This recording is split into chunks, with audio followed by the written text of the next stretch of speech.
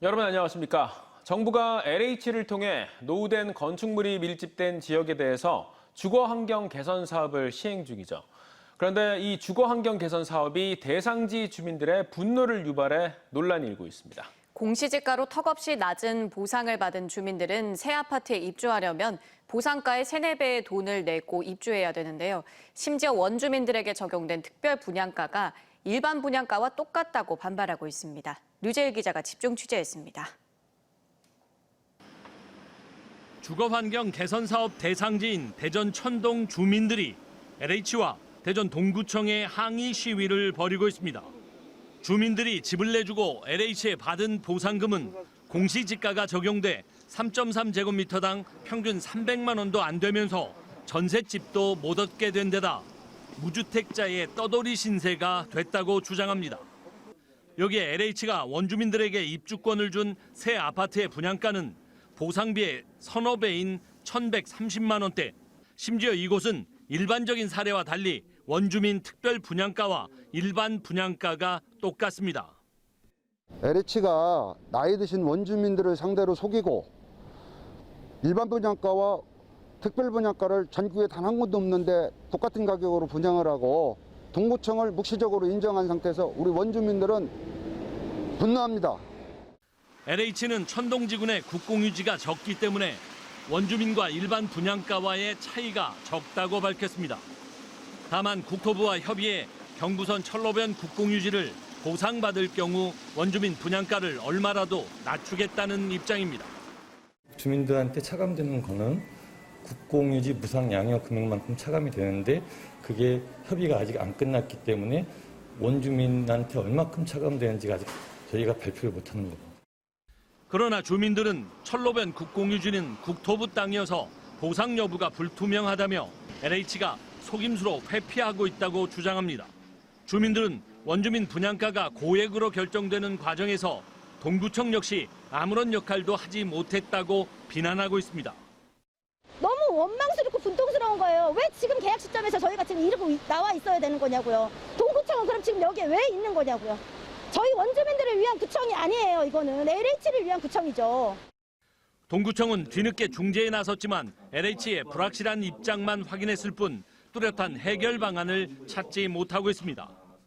LH하고 잘 협의를 해서 그 옵션 부분에 대해서도 좋은 안을 원주민들한테 혜택을 줄 수 있게끔 협의 기간을 지금 최대한 단축을 하는 쪽으로 협의를 하고 진행을 할 예정이 있습니다. 전국에서 주거환경 개선 사업을 벌이고 있는 LH는 원주민 특별 분양가를 일반 분양가보다 항상 저렴하게 책정해왔습니다. 최근에 분양한 대전 대동지구도 총 분양가에서 원주민들은 1,000만 원가량 낮게 책정돼 천동지구와 형평성 논란도 일고 있습니다. LH가 분양가를 일방적으로 정하고 추진해도 공시지가로 현 시가보다 턱없이 낮은 가격으로 보상받은 원주민들은 속수무책인 상황입니다. 동구청 역시 주민 입장을 대변하기는커녕 중재조차 하지 못해 주거환경 개선 사업이 LH 수익 챙기기에 악용되고 있다는 비난이 쏟아지고 있습니다. TJB 류재일입니다.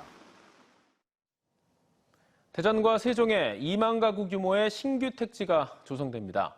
국토교통부가 이사대책 후속 조치로 제3차 신규 공공택지 14만 호 입지를 확정해 발표한 가운데 대전에서는 유성 IC 대덕특구와 인접한 유성구 죽동 84만 제곱미터에 7천 가구와 생활 기반 시설이 조성됩니다. 세종에서는 연기면과 조치원에 각각 6천 가구와 7천 가구 등 13,000 가구를 지정했습니다.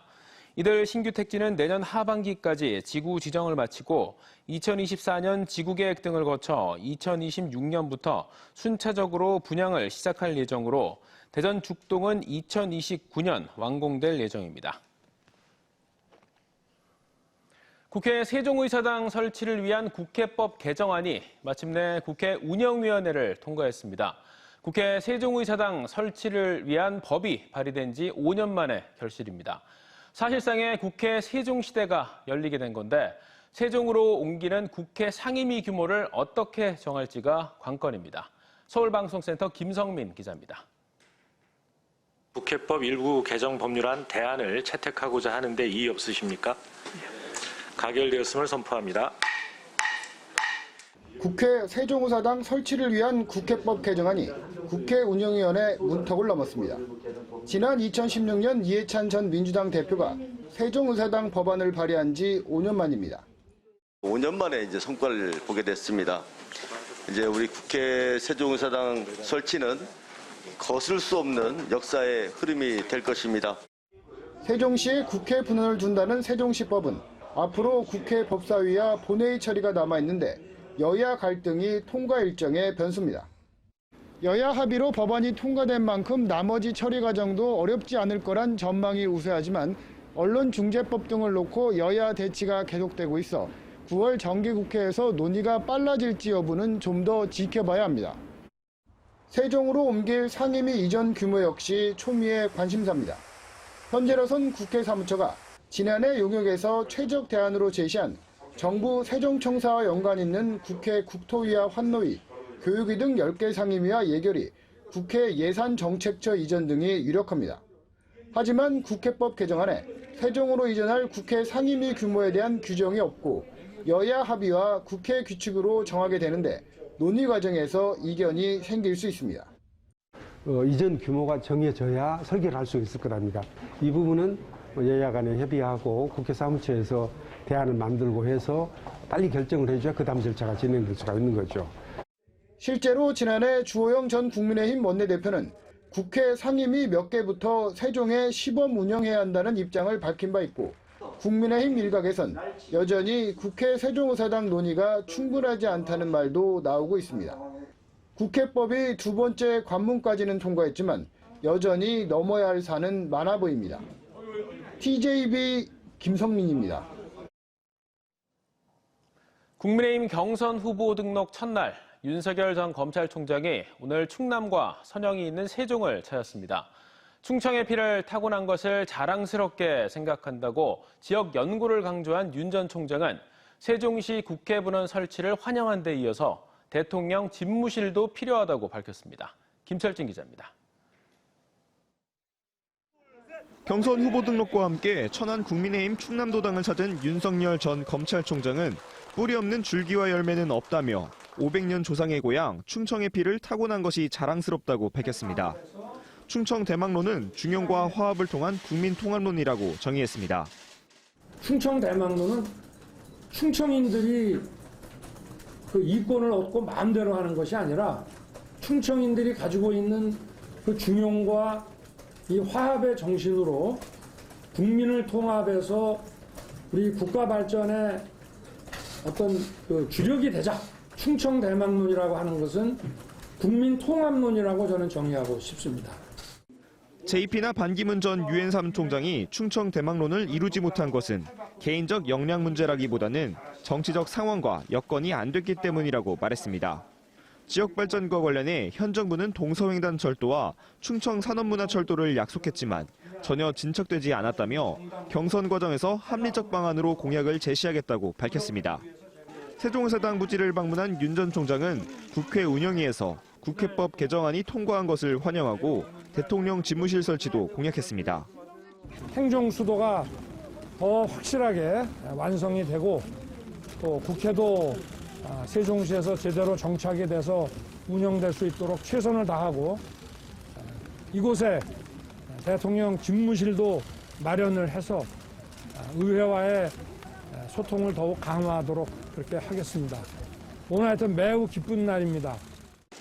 세종에 있는 조부의 선영을 참배한 뒤엔 파평윤시 집성촌이 있는 논산명제 윤증고택을 찾아 종친들과 대화를 나누며 충청 연고를 더욱 다졌습니다. 공주 산성시장 방문에선 지지자들이 대거 몰리면서 뜨거운 분위기가 이어졌는데 경선 후보 등록과 함께 텃밭부터 다지겠다는 윤석열 전 총장의 충청 표심구애가 지지세로 이어질지 관심입니다. TJB 김철진입니다. 민주당 대선 경선 후보인 이낙연 전 대표는 충남도청에서 간담회를 갖고 문재인 대통령이 호남 총리를 썼듯이 자신이 대통령이 되면 충청권 인사를 초대 총리로 임명하겠다고 약속했습니다. 이 전 대표는 충청권이 인사 등에서 소외감을 느끼는 걸 알고 있고 각종 개발이 지체되는 아쉬움을 많이 들었다며 초대 총리감으로는 현재 누구라고 말할 단계는 아니지만 마음속에 있다고 밝혔습니다. 이 전 대표는 양 지사가 제안했던 충남형 더 행복한 주택과 충남 민항공항 건설, 충청지방은행 설립에 힘쓰겠다며 금강의 국가정원을 만들고 싶다고 밝혔습니다. 거리두기 4단계가 한 달 넘게 시행 중인 대전에서 53일 만인 지난 토요일 10명대 확진자가 나온 데 이어 오늘도 22명이 감염돼 완만한 감소세를 보이고 있습니다. 대전시는 하루 확진자 수가 30명 미만으로 계속될 경우 다음 달 6일 3단계로 완화 가능성이 있다고 내다봤지만 확진자 대부분 최초 감염원이 밝혀지지 않아 긴장의 끈을 놓을 수 없다고 밝혔습니다. 오늘부터 4단계로 격상된 논산에서 산업단지 집단 감염 여파로 10명이 추가됐고 부여 전통문화대학생 9명이 양성 판정을 받는 등 충남에서 45명이 추가됐습니다. 외국인 근로자들은 상당수가 체류기간이 지나 신분 노출을 꺼리고 또 장시간 근무로 진단검사를 받지 못해서 방역 사각지대로 방치되는 경우가 많은데요. 아산 식당과 논산 공장 등 외국인 집단 감염이 급증하면서 외국인 방역 관리가 비상입니다. 충남 전체 확진자의 4분의 1이 외국인인데 불법 체류자까지 꽁꽁 숨은 외국인들을 찾아 불러오는 현장을 김진석 기자가 다녀왔습니다. 아산시 신창면 대학가에 있는 베트남 식당입니다. 최근 이곳을 이용한 외국인 15명이 코로나19에 감염됐는데 이 식당을 이용한 대학생들까지 감염이 확산되면서 30명이 무더기 확진됐습니다. 기업체와 대학이 함께 위치한 아산시 신창면 일원입니다. 평소에도 외국인 유동인구가 많아 주민들이 코로나19 위험을 제기해왔습니다. 아산시 8월 확진자 308명 중 외국인 확진자가 119명으로 39%를 차지해 7월보다 2배가량 급증하는 이상 징후를 보이고 있습니다.